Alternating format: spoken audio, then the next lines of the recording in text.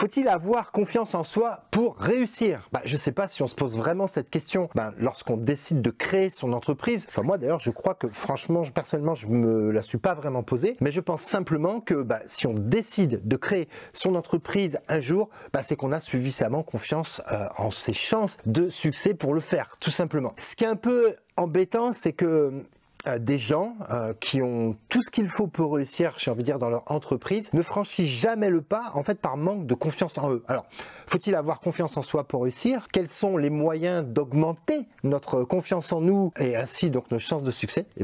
C'est les questions auxquelles je vais tenter de répondre dans ce nouvel épisode de La Main Forte.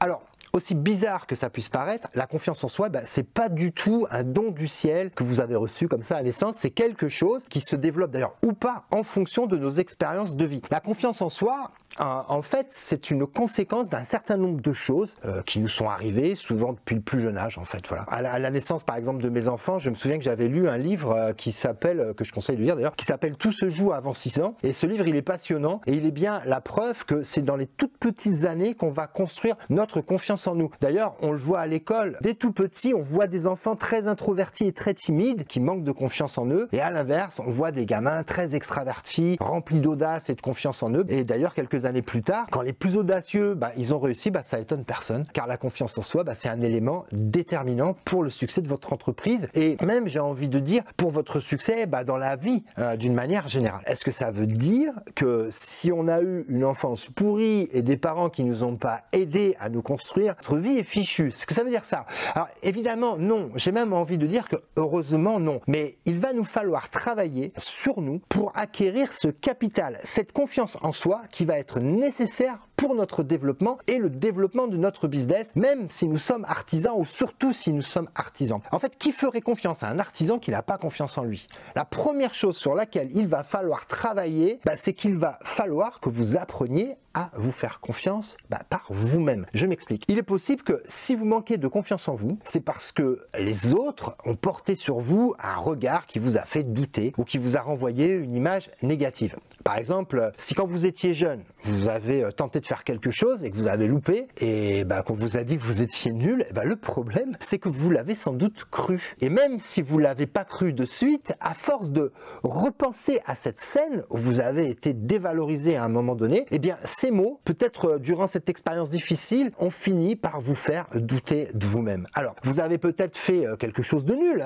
tout le monde fait des choses nulles, mais dans tous les cas, il va falloir vous débarrasser du regard de l'autre et que vous appreniez d'abord à compter sur vous-même et à vous faire confiance à vous-même. Parce que vous savez très bien qu'il y a des choses que vous savez faire et pour lesquelles vous êtes très doué et d'autres pour lesquelles vous êtes nul. Moi aussi je suis comme ça, on est tous fait comme ça. C'est pas très grave. Les choses pour lesquelles je suis nul, je les confie à d'autres. On appelle ça déléguer. En fait, on n'appelle pas ça je suis nul, je le donne à d'autres. On appelle ça déléguer. La vraie définition de déléguer, c'est refiler à quelqu'un un truc qu'on sait pas faire. Vous comprenez maintenant pourquoi j'ai 40 salariés. Allez, il y a tellement de trucs que je sais pas faire que j'étais obligé de déléguer à tout un tas de gens. Mais non, mais trêve de plaisanterie. Je reviens à vous, il va falloir que vous appreniez à vous faire confiance et je vais vous donner un petit exercice facile à mettre en œuvre. C'est très simple. Vous faites une liste de tout ce que vous savez faire et de tout ce que vous savez bien faire et de tous les succès que vous avez rencontrés ou que vous rencontrez chaque jour dans votre quotidien. Notez-les, c'est très important. Prenez le temps de compter et d'énumérer vos qualités. Vous en avez plein. Faites ce bilan, tout seul ou toute seule, face à vous-même en fait. Prenez une feuille, notez toutes vos réussites. Vous verrez qu'une feuille ne suffit pas. Alors prenez un cahier et notez vos qualités, notez vos forces, notez vos succès. Vous en avez. Cet exercice va vous permettre de construire une confiance en vous basée sur votre propre regard et ainsi vous pourrez vous détacher du regard des autres. C'est très important de le faire parce que si vous restez focalisé sur le regard des autres, à chaque fois que vous allez tenter de faire quelque chose, vous allez vous poser cette question. Qu'est-ce que les autres vont penser de moi? Qu'est-ce qu'ils vont dire? Mais les autres, on s'en fout les autres. Il faut absolument que vous réussissiez à vous détacher du regard des autres, je le répète. Il faut que vous soyez focalisé sur vous-même et c'est pour ça d'ailleurs qu'on appelle ça la confiance en soi, en soi-même et de soi-même, de l'intérieur de nous. Ensuite, j'ai remarqué que parfois des gens manquent de confiance en eux parce qu'ils se fabriquent des problèmes qu'ils n'imaginent pas pouvoir régler en fait. Dites-vous bien que vous ne pouvez pas tout prévoir. D'accord? Il y a forcément des problèmes que vous aurez du mal à régler. Il y a des problèmes pour lesquels vous n'aurez pas la solution. Mais d'autres l'auront pour vous. Peut-être que c'est un de vos salariés qui aura la solution. Peut-être que c'est votre expert comptable qui aura la solution. Peut-être que c'est votre concurrent qui aura la solution. Une fois, j'avais un problème et vous savez quoi? C'est l'apprenti qui a eu la solution. Donc, c'est vraiment très important de savoir que vous pourrez compter sur les autres. Un autre point important, beaucoup trop de gens manquent de confiance en eux parce qu'ils passent leur temps à essayer de régler des problèmes qui ne se poseront jamais. Il ne faut pas confondre la préparation et l'anticipation et le fait de régler des problèmes qui ne se poseront jamais. Apprenez également à faire le tri autour de vous, c'est super important. Éloignez-vous des personnes toxiques. Vous avez déjà entendu ça, mais une personne toxique, c'est quelqu'un qui va vous dire que vous n'êtes pas capable. Le problème, c'est que c'est souvent un proche. Ça peut être un parent ou votre conjoint, c'est une personne qui, en plus, qui pense bien faire en vous disant de ne pas faire. Cette personne, elle veut vous protéger d'un échec. Et la seule solution qu'elle a trouvée pour vous protéger de cet échec, c'est de vous dire que vous allez échouer et que vous n'êtes pas capable. Terrible. Maintenant, est-ce qu'elle a raison, cette personne ? Ou peut-être, est-ce qu'elle ne veut tout simplement pas vous voir réussir? Parce que, en fait, votre succès la mettrait peut-être, elle aussi, face à son propre échec. J'en sais rien, j'ai pas les réponses. Alors, si ces personnes toxiques font partie de votre famille, vous ne pouvez pas vous couper de votre famille. En revanche, vous pouvez déconnecter votre cerveau, vous pouvez entendre, mais ne pas écouter.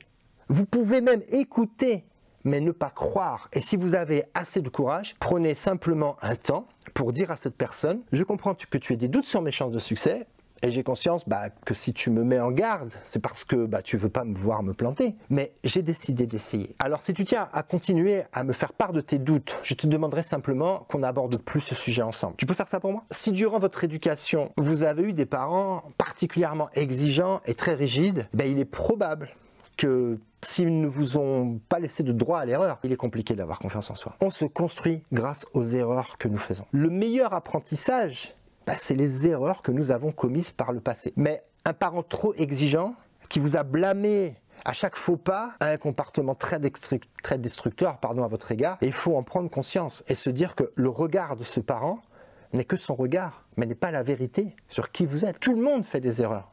Tout le monde fait des erreurs de jugement, même les parents, ou je devrais plutôt dire surtout les parents. Et oui, parce que dans un autre cas, le cas contraire par exemple, un parent hyper protecteur va lui aussi avoir un effet dévastateur sur votre confiance en vous. À trop vous protéger, il va faire à votre place et il ne va pas vous laisser agir par vous-même et ainsi construire votre propre confiance en vous par votre propre expérience. Dans un sens ou dans l'autre, c'est toujours la volonté de bien faire, mais le résultat obtenu est souvent à l'opposé de celui qui était escompté. Prenez conscience de ça. Posez un regard différent sur vous-même. Posez un regard, pas le regard de vos parents, pas le regard de ceux qui doutent. Un point très important pour avoir confiance en soi, c'est d'arrêter aussi de se comparer aux autres. Vous aurez toujours des gens plus brillants que vous, des gens plus intelligents, des gens plus forts, des gens plus beaux, des gens plus grands, plus jeunes, plus vieux, plus riches, plus drôles, plus doués, j'en sais rien. Et alors, si vous saviez le nombre de choses pour lesquelles je suis nul, c'est pas de la fausse modestie, mais c'est vrai. Je suis nul pour des tas de choses. C'est pas grave, je suis également bon pour des tas de choses et je me débrouille avec ce que j'ai. Pour améliorer votre confiance en vous, vous devez cultiver votre droit à l'erreur. Vous avez le droit de vous tromper. C'est même fortement conseillé, c'est la meilleure manière d'apprendre. Est-ce qu'il est possible d'apprendre l'orthographe sans faire de faute? Est-ce qu'il est possible d'apprendre à faire du ski sans tomber? Bien sûr que non. Aucun bébé n'a appris à marcher sans tomber. Acceptez donc le droit à l'erreur. Créer une entreprise ou développer une entreprise, c'est faire des mauvais choix. C'est prendre des mauvaises décisions. C'est embaucher des mauvaises personnes. C'est faire des mauvais devis. C'est même parfois faire des mauvais chantiers. Oui, des chantiers dont on n'est pas si fier que ça. Créer une entreprise et réussir dans une entreprise, c'est échouer, échouer et encore échouer. Alors j'espère que vous êtes assez mauvais pour créer une entreprise et si par hasard vous avez autour de vous des gens qui sont assez nuls également pour créer une entreprise, eh bien n'hésitez pas à leur partager cette vidéo et ainsi ils pourront également échouer à leur tour et prendre la direction du succès parce que je le répète, sans échec, on n'y arrive pas. Et d'ailleurs, mes vidéos non plus n'étaient pas parfaites au début, ne sont toujours pas parfaites, donc j'espère que cette vidéo nulle vous a plu. Et si vous avez envie de la partager avec des nazes, ça sera avec grand plaisir. N'hésitez pas à la partager et à la liker, toute imparfaite qu'elle est. On se dit à la semaine prochaine pour de nouveaux conseils. Bye bye.